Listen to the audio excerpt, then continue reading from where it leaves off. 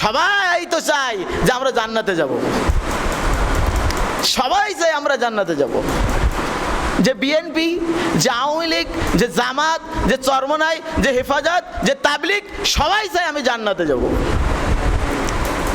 আমার বন্ধুগণ, যদি আপনি জান্নাতে যেতে চান তাহলে আপনাকে কোরআন থেকে আপনাকে উপদেশ গ্রহণ করতে হবে। যদি আমল করতে চান কোরআনের উপরে আমল করতে হবে, যদি আমল করতে চান রাসূলুল্লাহর হাদিসের উপরে আমল করতে হবে। যদি আপনি কোরআনের কাছে জিজ্ঞাসা করেন, কোরআন আমি জান্নাতে যেতে চাই কিন্তু আমি তো অমুক দলের লোক, এখন আমি জান্নাতে যেতে পারবো কিনা, কোরআন আপনার সুন্দর করে উত্তর দিয়ে দেবে, আলা লাহুল খালকু ওয়াল আমরু তাবারাকাল্লাহু রাব্বুল আলামিন। আল্লাহু আকবার।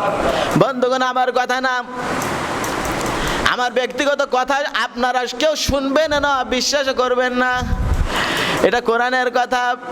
সূরা আলে ইমরানে আল্লাহ পাক ঈমানদারদেরকে ডেকে বলছেন, তোমরা যারা ঈমান এনেছো, অর্থাৎ তোমরা যারা মুসলিম দাবি করো, অমুসলিম যারা, বেঈমান যারা, বেঈমানদার যারা, ওদের সঙ্গ, ওদের কথা, কাজ কর্ম সব কিছু প্রথমে তোমাদেরকে ত্যাগ করতে হবে। প্রথমে ওদের সব কিছু নীতি নৈতিকতা সবগুলো তোমাদের ত্যাগ করতে হবে। কারণ ঈমানদার যারা, মুসলিম যারা আর অমুসলিম যারা, বেঈমান যারা, তাদের নীতি নৈতিকতা কখনো একরকম হতে পারে না, কখনো একরকম হতে পারে না। বন্ধুগণ, আপনারা খুব স্পষ্ট বুঝতে পারবেন বুখারী শরীফের হাদিস 1441 নম্বর হাদিস। রাসূল আকরাম সাল্লাল্লাহু আলাইহি সাল্লামের সহধর্মিণী আম্মাজান আয়েশা সিদ্দিকা রাদিয়াল্লাহু তাআলা আনহা, ওনাকে যখন রাসূল সাল্লাল্লাহু আলাইহি সাল্লাম একটা যুদ্ধে নিয়ে গেলেন, বনি মুস্তালিকের যুদ্ধ, এই যুদ্ধে যখন রাসূল সাল্লাল্লাহু আলাইহি সাল্লাম আয়েশাকে সঙ্গী হিসেবে নিয়ে গেলেন, যুদ্ধ শেষ, এখন মদিনায় ফিরে আসবেন, খুব সুন্দর করে খেয়াল করবেন।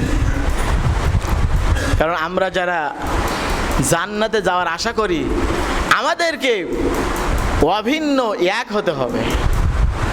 কি হতে হবে? এক হতে হবে। আপনি মসজিদে নামাজ পড়তে আসছেন, খুব ভালো করে খেয়াল করবেন। আপনি যদি বলেন আমি চরমনের লোক, আলাদা জামাত করব। যদি আপনি বলেন আমি হেফাজতের লোক, আলাদা জামাত করব। আমি তাবলিগের লোক, আলাদা জামাত করব। আমি জামাতের লোক, আলাদা জামাত করব, আলাদা ইমাম লাগবে।